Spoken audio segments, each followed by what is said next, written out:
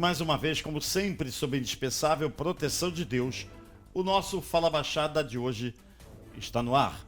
Hoje mais um Fala Baixada especial. Estou recebendo o presidente do Sindicato dos Trabalhadores em Rádio e Televisão do nosso estado do Rio de Janeiro, o meu querido Leonel Quirino. Leonel, primeiro eu quero dizer, por que eu estou falando meu querido? Porque você é um querido de toda a categoria nossa. E aí, quando eu vejo, eu já tinha vontade de te entrevistar há bastante tempo, mas por falta de oportunidade isso não tinha sido possível.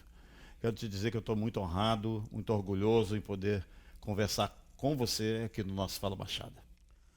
A honra é toda minha, Mauro. Obrigado pelo convite. Que bom que eu posso estar aqui falando para os telespectadores da Baixada, e não só da Baixada, porque a tua audiência vai o mundo inteiro e a gente sabe disso. Obrigado pela oportunidade. Leonel, nesse nosso início de bate-papo, eu queria falar sobre o sindicato que você preside, um dos mais importantes do Brasil, do nosso estado do Rio de Janeiro também. Mas nem sempre foi assim. O sindicato teve muitos momentos difíceis. E já na sua gestão, desde o primeiro dia, quem é do rádio, quem é da TV, quem é trabalhador do setor sabe da sua dedicação a toda a nossa gente, todos os nossos companheiros de rádio e televisão.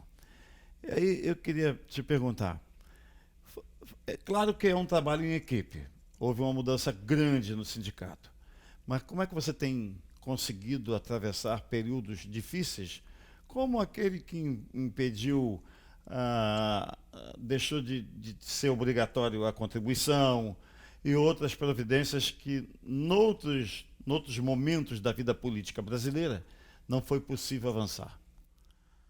Obrigado pela pergunta, Mauro. Olha, ser sindicalista no Brasil nos últimos anos foi de fato um desafio. Primeiro, em relação, de maneira geral, reforma trabalhista, fim da contribuição sindical, que muitos trabalhadores acabam gostando por um lado, não percebem o prejuízo que trouxe consequentemente esse fato.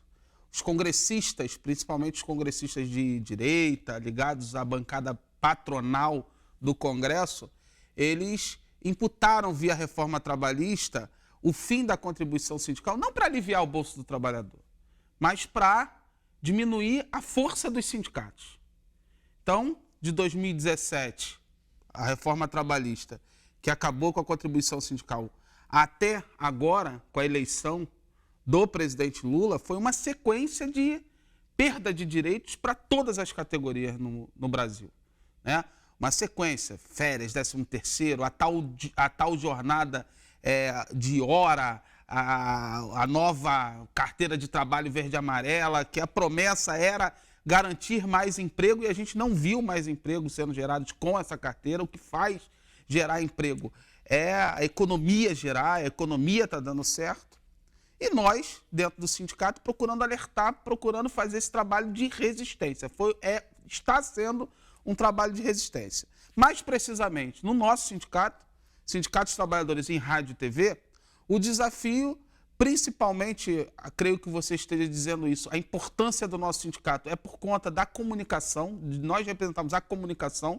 Não somos um sindicato em número de trabalhadores dos maiores, né? As maiores categorias, professores, bancários, telefônicos, essas categorias gigantes. Comparado, nós somos um sindicato pequeno, um sindicato com menos trabalhadores, porém a importância da comunicação, a importância da nossa área, porque a comunicação é mãe e pai de todo o resto da sociedade, né? Sem a comunicação as pessoas não se falam e a sociedade não progride. Então, nosso desafio foi esse. Para dentro do nosso sindicato, a gente que, infelizmente, teve que reduzir despesas, fazer coisa que sindicalista odeia fazer, que é demitir, por exemplo. Né? Odeia, não deveria fazer, só que não tinha mais dinheiro em caixa por conta do FII. E a gente procurou ao máximo fazer com que esse impacto financeiro na estrutura do sindicato não reverberasse, não tivesse como consequência o enfraquecimento da nossa luta. Então, para cada suporte, digamos assim, administrativo, estrutural que a gente perdia, nós, dirigentes sindicais, que trabalhamos de forma voluntária, a gente redobrou os esforços, como você bem falou. Não fiz nada sozinho. A equipe do nosso sindicato foi muito competente para, a cada funcionário que há menos na secretaria do sindicato, a gente está lá. A gente deixava de ir na empresa, a gente saía da empresa, diretores do sindicato saem da empresa, depois vai para o sindicato cumprir plantão, de graça, em prol da categoria. Então, o departamento jurídico do sindicato, a gente fez questão de não mexer. A gente teve que mexer na parte assistencialista. Por exemplo, aquela coisa do dentário, da sede campestre. Essas áreas mais estruturais que requer mais recursos, a gente teve que, de fato, sacrificar em parte, porém focado no que realmente importa, que é a luta por direitos trabalhistas, garantir direitos. E foi assim que eu estou na minha terceira gestão, a gente passou por todo esse período tenebroso, porém com um respaldo de uma categoria confiando no nosso trabalho. É claro, Mauro, que ninguém é unânime, sempre vai ter um para criticar, sempre vai ter um, e é democrático, é importante que seja assim, mas de maneira geral, eu não tenho a menor dúvida que, se você perguntar para a maioria dos radialistas, hoje o nosso sindicato representa ali uma resistência, eles confiam no trabalho do nosso sindicato. Então, Leonel, eu queria te perguntar, já ainda falando sobre o sindicato, se nos teus três mandatos que você disputou, sempre teve competição. Nunca foi chapa única? O primeiro teve uma disputa de chapa. Quando eu entrei no sindicato como dirigente, teve uma disputa de chapa, virei presidente numa disputa de 2 chapas, fui reeleito numa outra disputa de chapa e nesse meu terceiro mandato não houve disputa, houve consenso, inclusive porque isso foi uma política de gestão nossa. Se você é oposição do sindicato e você tem vontade de ajudar a contribuir com a categoria, não precisa brigar comigo. Vem para dentro do sindicato, que tudo que a gente não podia se dar ao luxo, principalmente nesse período, era de brigar. A gente não poderia se dar ao luxo de disputar entre nós. A nossa disputa era, não vou falar contra o patronato, porque também não entendo como inimigo, mas a nossa disputa é contra o capital, é para disputar o capital da concentração de renda, de uma elite capitalista. A gente disputa a fatia do bolo.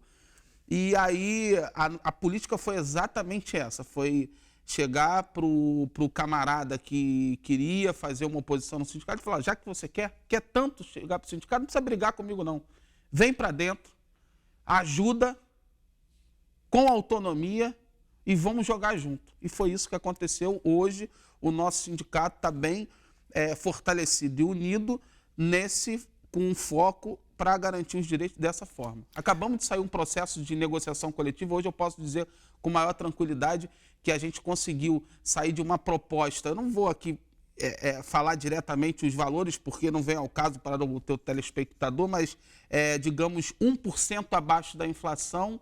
Depois o sindicato com muita resistência, indo na porta das empresas, debatendo na mesa de negociação com muita propriedade, a gente conseguiu chegar com uma proposta que atende a reposição inflacionária para toda a categoria, acima da inflação para quem ganha o piso, e ainda um abono extra para todos os radialistas. Coisas que pode até parecer pouco, e eu ainda acho que é pouco, sinceramente, mas a realidade me diz que foi muito tendo em vista o que eles queriam oferecer, né? A gente conseguiu avançar muito. Claro que a gente sempre quer mais, mas isso é consequência do fortalecimento do nosso sindicato, do Sindicato dos Trabalhadores de Rádio e TV, porém, ratificando aqui que todos os sindicatos, acredito que qualquer sindicalista que esteja ouvindo, ou trabalhador sindicalizado que acompanha seu sindicato, vai se identificar com o que eu estou falando, porque eu sou dirigente da Central Única dos Trabalhadores também, da CUT. Nosso sindicato é fundador da CUT, né? Um dos sindicatos fundadores, lá em Praia Grande, em 1983. O nosso ex-presidente Luciano Fuzé estava lá, né? Estava lá fundando a CUT. Nós nunca deixamos de ser, nós temos orgulho de participar da maior central sindical da América Latina, que é a CUT, né? E me tornei hoje eu sou diretor também da CUT do Rio de Janeiro. E tudo que eu falei sobre o meu sindicato, eu lhe garanto, Mauro, os outros sindicatos passaram pelo mesmo processo e os sindicatos que saíram fortalecidos desse processo é que seguiram esses mesmos passos que eu acabei de falar para você. Então, eu queria te perguntar, nessa luta, não chega a ser um embate, mas nessa troca de ideias entre patrões e empregados, a turma lá do sindicato patronal tem hoje uma outra visão do seu sindicato ou da sua gestão? Tem o modo de atender, o modo de conversar, ele vem, ao longo do tempo, vem se modificando positivamente ou não? Uma coisa a gente tem certeza, é claro que sempre vai haver divergência, né? Não vou falar disputa, mas é uma mesa, imagina uma mesa de negociação, onde para quem está tocando o negócio, ou seja, para a bancada patronal, eles entendem sempre que a situação está difícil, que é importante, eles são sempre bem conservadores. Então, reajuste sempre. E a gente vai defender os interesses dos trabalhadores. Então, é claro que um precisa do outro, a nossa relação ela é complementar, a verdade é essa, não existe patrão sem empregado, não existe empregado sem patrão. Um precisa do outro, porém os interesses muitas das vezes são contraditórios, né? Às vezes o patrão ele quer maximizar o lucro ou quer minimizar as dívidas que seja, e o trabalhador ele quer ser valorizado, ele quer ser bem remunerado para ele poder trabalhar com motivação, né? E aí que entra a contradição inerente da vida que está em todo lugar e tem na mesa de negociação. Então, eu não tenho a menor dúvida que o respeito é recíproco na mesa de negociação. Então, o que eu estou querendo dizer? Eu estou querendo dizer que a gente não arreda pé, a gente faz questão de colocar os nossos posicionamentos com base em fatos, argumentos, dados socioeconômicos, dados econômicos, para defender um reajuste melhor, para defender melhores condições de trabalho para os empregados, no meu caso radialista, mas como eu falei, funciona para todos os sindicatos, com muita propriedade, porém, não há falta de respeito, né? A gente sabe que a gente está lidando ali com pessoas e a gente sabe que não adianta, por exemplo, chegar numa mesa de negociação e fazer ameaças, já se viu no agressões, passado muitas vezes, né? Exatamente, agressões, coisa e tal. Isso não cabe, não é do nosso feitio, Porém, isso não significa dizer que a gente não é bem contundente com o nosso propósito ali. Então, por exemplo, eu posso falar, sim, perfeitamente para o sindicato patronal que os trabalhadores estão pensando em fazer um movimento paredista, uma greve. Eu não preciso falar que o fulano de tal, principalmente pessoalizar, é um FDP ou é um canalha. Não tenho necessidade disso. Eu posso ser contundente sendo diplomático. A relação tem que ser diplomática, né? Mesmo na divergência. E é isso que acontece hoje e é isso que estabeleceu hoje, pelo menos no que tange às relações com o sindicato patronal, esse respeito hoje, eu tenho certeza que existe. Né? Eu queria pedir licença a você para a gente ir para o primeiro intervalo, mas antes quero te fazer uma pergunta com uma resposta precisa como é o seu jeito de ser. Então, é correto afirmar que de lado a lado hoje o comportamento está ligado ao talento dos dois lados, tanto de patrões como empregado, e entendimento da necessidade atual? O que eu posso afirmar é que do lado de cá a gente busca se aprimorar a cada dia para representar com primazia os nossos colegas de trabalho, É isso, para defender os interesses de maneira mais precisa e de maneira mais qualificada possível. Isso você pode chamar de talento, eu recebo como um elogio. Agora, não existe talento sem esforço, existe muito esforço, existe muita força de vontade, muita determinação de nossa parte fazer o melhor para a nossa categoria, que é o melhor para mim, né? O melhor investimento que a gente faz é investir na coletividade dos iguais aos nossos. Quem são os iguais? São os os nossos colegas de trabalho, né? Estou conversando aqui com o presidente do Sindicato dos Trabalhadores do Rádio e da Televisão aqui no estado do Rio de Janeiro, o meu querido Leonel. Leonel, vamos ao nosso intervalo, daqui a pouco a gente volta. Não há nada mais precioso do que a nossa saúde e a saúde da nossa família, pois sem ela fica impossível correr atrás dos nossos sonhos. Tornar isso nossa prioridade é facilitar a conquista dos nossos objetivos, e a Leve Saúde chegou para nos ajudar. Roda o VT. Eu só quero é ser feliz, cuidar da minha saúde com um plano que eu sempre quis. E poder me orgulhar, ter consultas, hospitais, exame quando eu precisar. Minha saúde bem cuidada com preço que eu posso ter. Agora ficou fácil com mais tempo pra viver. Leve Saúde, 3952-3333, levesaude.com.br. O investimento em plano de saúde é aquele que possui o melhor retorno. E que retorno é esse? Uma ótima qualidade de vida. A Leve Saúde tem planos para a sua empresa e aceita MEI. Agora só falta você. Ligue 3952-3333, 3952-3333. Leve Saúde, mais tempo para viver. A sua trilha sonora toca aqui. 96 FM.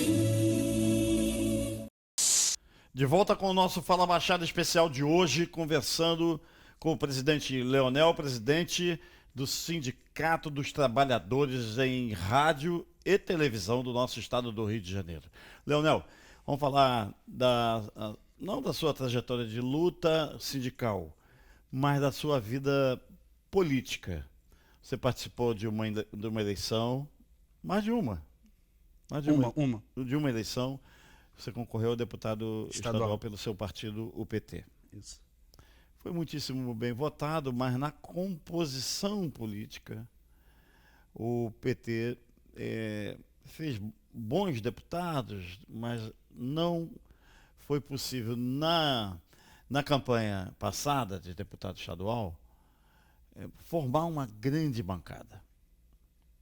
Ainda assim, uns abandonaram o partido, mas muitos outros, a exemplo seu, você como exemplo, permanece na luta política, empunhando a bandeira do seu partido, o PT. Quais as razões que te fazem continuar no PT, continuar no Partido dos Trabalhadores? Olha, eu sou sindicalista, né? Sou sindicalista, minha raiz é a Central Única dos Trabalhadores, é o sindicalismo classista, e aprendi, com a pouca experiência que eu tenho até o momento, tenho 10 anos de militância, 9 anos como presidente do sindicato, eu aprendi que partido político, o nome já diz, qualquer partido você vai ter correntes divergentes dentro de qualquer partido. Aprendi também que dentre todos os partidos do Brasil, o que mais se aproxima de uma verdadeira democracia popular, debates profundos, é o Partido dos Trabalhadores. Não é à toa que é o maior partido do Brasil em número de filiados e que continua crescendo.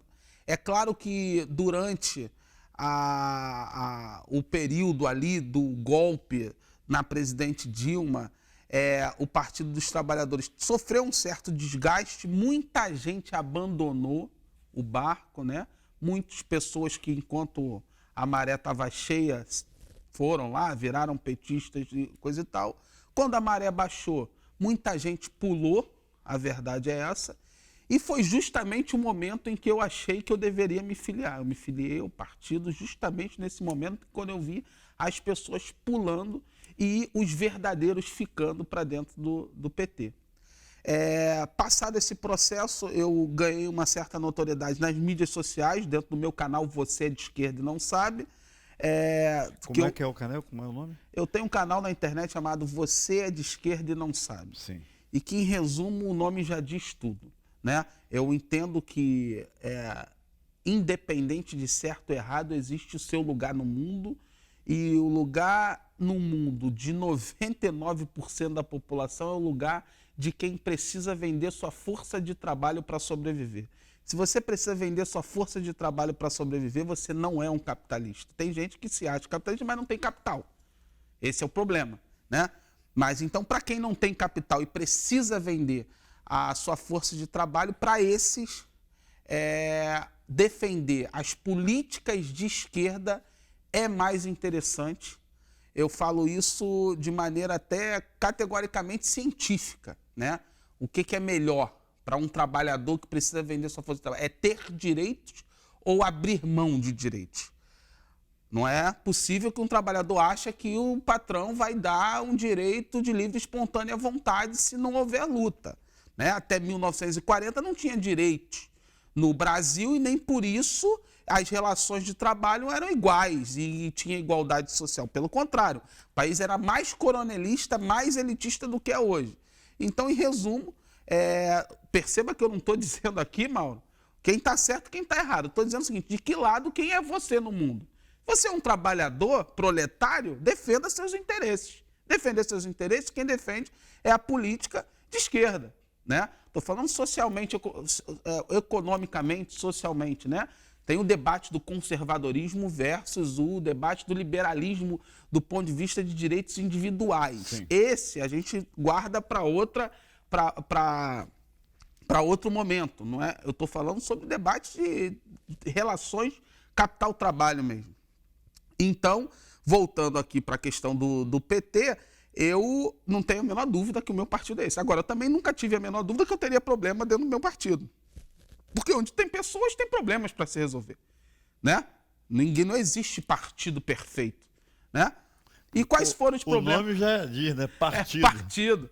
Quais foram os problemas que eu enfrentei? Enfrentei que me lancei candidato, né? Pessoas ao meu redor acreditaram em mim, achavam que eu deveria me lançar candidato e assim me lancei, né? Expondo, botando minha cara a tapa, né? Quando você é candidato, você expõe sua vida pessoal, você precisa, né, declarar o que você tem, o que você não tem, né? Mas tive do partido o pior tempo de televisão e a pior estrutura, né? Financiamento. Pior financiamento entre todos os candidatos. Do próprio partido. Do próprio partido. Porém, a minha relação voto-financiamento, ou seja, o valor, assim, eu gastei por cada voto que eu tive, cerca de 10 mil votos, menos de R$4. Menos de R$4 ali por voto. Enquanto que os candidatos que se elegeram gastaram no mínimo aí R$70, R$80 por voto. Então, eu fui um dos votos mais baratos, eu fui o segundo voto mais barato do PT, só perdi para a Élica Takimoto, né, a professora grande deputada, agora lá na LERJ, Élica Takimoto, de resto eu tive. Então, esse foi um problema que eu enfrentei dentro do meu partido. Isso me desanimou? Você acha que foi não. injusto? Não. O procedimento do partido foi injusto contigo? Não tenho a menor dúvida, mas o problema é que, de fato, a diretoria de um partido, os dirigentes partidários, eles têm essa dificuldade. Eu não acredito em má fé. Eu acredito que dentro daquela disputa partidária ali, para ver quem vai ficar com o financiamento, é natural que os dirigentes não botem fé. Não botei fé, não boto fé no Leonel, não. Acho que não vai fazer, não adianta a gente investir muito dinheiro nele que não vai muito para frente. E, no entanto, eu surpreendi, fiz muito mais votos do que eles esperavam. Espero que nessa próxima eles possam me enxergar mais. Agora, o partido não é deles, o partido não é meu, o partido é de todos os filiados.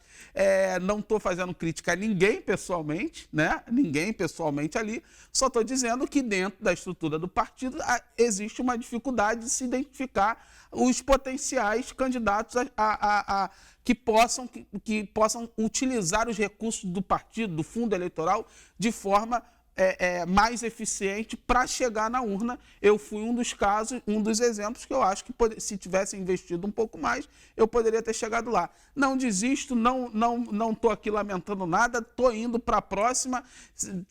Vou colocar meu nome à disposição do partido. Se acham que eu posso entrar na nominata para ser candidato a vereador na cidade do Rio de Janeiro, apesar do seu público aqui ser a galera da Baixada, mas tem muita gente que mora na Baixada, vota no Rio e por aí vai, né? E seja o que Deus quiser. Vamos que vamos com a nossa convicção de luta social do que é o melhor para o povo do Rio de Janeiro, independente de pessoas. Pessoas são falhas, né? Inclusive nós somos falhos. Agora, as nossas ideias, a gente faz política com as ideias, né? Uma coisa é certa, os partidos ditos ideológicos para a direita ou para a esquerda, querendo ou não, são os partidos que fazem a política de verdade, né? Que tem projeto social, porque aquela política que a gente chama, aquela política tradicional, que é a política do dinheiro pelo dinheiro, essa política que, na minha opinião, ela é contraproducente com a evolução de qualquer sociedade. Então, Mas você acha que a nossa gente, o nosso povo, tem a cada dia tido maturidade política para escolher com bastante observação? Não tem ainda. Não tem, porque só existe democracia se houver educação. Se as pessoas tiverem discernimento, não vou falar nem educação, porque a palavra educação ela é muito ampla, né? Muito ampla. Eu vou falar sobre informação. As pessoas têm que ter informação. As pessoas vão votar, com todo respeito, e criticam, falam que o PT é comunista sem nem saber o que é comunismo. As pessoas falam que até hoje tem gente por aí falando que o filho do Lula é dono de um grande frigorífico, sem nem saber qual é o nome do cara. Então, assim, a verdade é que, infelizmente, a verdadeira democracia, ela é um paradoxo, né? Ela é um paradoxo, né? A democracia, ela é uma eterna construção, eu entendo a democracia ainda como uma utopia, né? É correto afirmar que, nesse caso, você mostrando claramente que a versão se agiganta diante do fato? A versão tem sido mais manipulada? É a guerra de narrativa. É isso, a narrativa. A guerra de narrativa, né? Você tem várias disputas. Tu vê essa guerra agora do Hamas, do Hamas com Israel. Uma guerra de narrativa ali nitidamente. Ninguém bota a mão na consciência e fala, olha, a guerra tem que acabar. Agora, ninguém não. Tem uma minoria racional no planeta que fala, ó, independente do lado, essa guerra tem que parar, tem inocente morrendo. Mas não, a galera se apega na guerra da narrativa. Um mente dizendo que tem bunker do Hamas embaixo do hospital. Aí fica comprovado que é uma mentira. Aí o outro vai lá e mente dizendo que o Estado de Israel está estuprando mulheres e matando crianças. Então fica essa guerra de narrativa insuportável e antiproducente para qualquer civilização que queira evoluir no mundo. Então é isso. Aí você traz isso para o Brasil, uma sociedade extremamente desigual como a nossa, a educação ainda em níveis de país subdesenvolvido, né? E aí você fala, essa gente tem discernimento, tá com discernimento suficiente para... ainda tem outro detalhe, né? Ainda tem outro detalhe. Esse espaço que você está me dando aqui é exceção da regra, para falar. Que a gente sabe que existe uma mídia hegemônica concentrando no poder do capital, né? Qual é o programa de televisão que vai discutir uma economia e leva um keynesiano para discutir economia? Você não encontra aqui no Brasil. Por quê? Porque a mídia, a comunicação está concentrada na mão de quem tem capital e para esses é interessante defender, nesse caso do exemplo da economia, uma economia liberal, à la Adam Smith, enfim, Hayek e por aí vai, né? Então, a comunicação também é um bem, assim como o ouro foi expropriado, a visão que eu tenho é que hoje a comunicação é um bem, assim como o dinheiro, assim como o ouro, assim como o petróleo, a comunicação ela é um bem, as informações ali são a Big Data, né? O que é a Big Data? A Big Data hoje é o petróleo, é o novo ouro, que quem tem as informações tem tudo. E essas informações também, assim como em qualquer outra sociedade capitalista, ela está concentrada na mão de quem tem grana. Precisa ser universalizada, né? Precisa ser universalizada. Estou conversando aqui com o Leonel, grande bate-papo, excelente entrevista. Estou muito feliz, novamente estou dizendo isso, em te receber aqui no nosso Fala Baixada. Peço licença para mais um intervalo. Rapidinho a gente volta. Não há nada mais precioso do que a nossa saúde e a saúde da nossa família, pois sem ela fica impossível correr atrás dos nossos sonhos. Tornar isso nossa prioridade é facilitar a conquista dos nossos objetivos. E a Leve Saúde chegou para nos ajudar. Roda o VT. Eu só quero é ser feliz, cuidar da minha saúde com um plano que eu sempre quis. E poder me orgulhar, ter consultas, hospitais, exame quando eu precisar. Minha saúde bem cuidada com preço que eu posso ter. Agora ficou fácil com mais tempo pra viver. Leve Saúde, 3952-3333. levesaude.com.br. O investimento em plano de saúde é aquele que possui o melhor retorno. E que retorno é esse? Uma ótima qualidade de vida.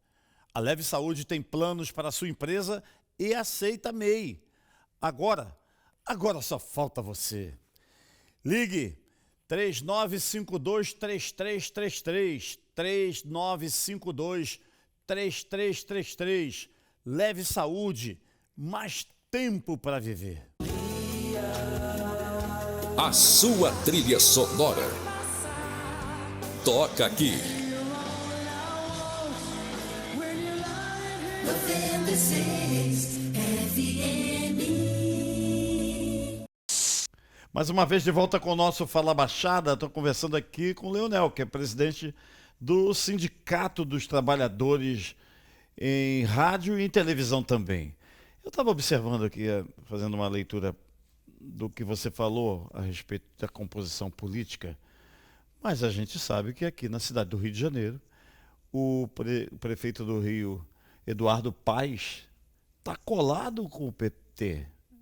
É fato isso. Como é que isso te deixa indignado, ou você concorda com essa composição política? Porque ali nós chegamos aqui numa bifurcação. É o que você acaba de nos falar e o procedimento do Eduardo Paes cada vez mais abraçado com o PT. Ou eu estou errado? Você está certo. E agora você tentou me dar uma sinuca de bico aqui, mas vamos lá. O Eduardo Paes está com o PT, ou o PT está com o Eduardo Paes, por pragmatismo político. Ponto. A cidade do Rio de Janeiro estava na mão de um prefeito que se atrelou ao fascismo. Ele chegou a estar no governo do PT, né? O Marcelo Crivella, e rompeu, traiu e se atrelou lá ao fascismo de Bolsonaro. O Eduardo Paes foi nesse momento que o pragmatismo político nos levou a apoiar o Eduardo Paes. E depois, na disputa em cenário nacional, o Eduardo Paes apoiou o presidente Lula. Isso aproximou o nosso partido do Eduardo Paes. Isso significa que essa prefeitura, que aí está, é uma prefeitura do PT? Não. Primeiro porque as 3 secretarias que o PT estão hoje ocupando na prefeitura do Eduardo Paes são secretarias de segundo escalão, para começo de conversa. Estamos falando aqui da assistência social, não tem grandes receitas para trabalhar. Estamos falando aqui da Secretaria de Economia Solidária, né? E estamos falando do meio ambiente, que está sendo feito, inclusive, essa secretaria, um trabalho primoroso lá pela companheira Tainá de Paula. Agora, as outras secretarias estão na mão de quem? O próprio prefeito, a gestão dele. Não tem como a gente apoiar a gestão de um prefeito, nós que somos do PT, apoiar um prefeito que privatiza a zeladoria do Hospital Souza Aguiar.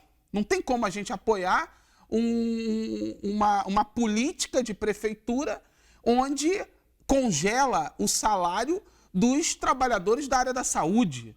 Os trabalhadores tão importantes.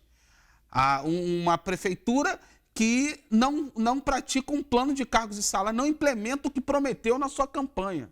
Então temos sérias críticas, eu particularmente, ainda tenho essa liberdade dentro do meu partido de dizer que temos sérias críticas à gestão do Eduardo Paes, mesmo o partido estando ali dentro do governo. Ainda tenho essa liberdade de dizer, porque estou convicto da razão que nós temos agora. O que a gente não vai fazer também é dar margem para a turma de que a solução seria privatizar tudo. Ou a solução seria guardiões do prefeito. Então tem uma turma aí, se aproveitando também, é a turma de que critica quando o guarda municipal bate porque o prefeito é o Eduardo Paes.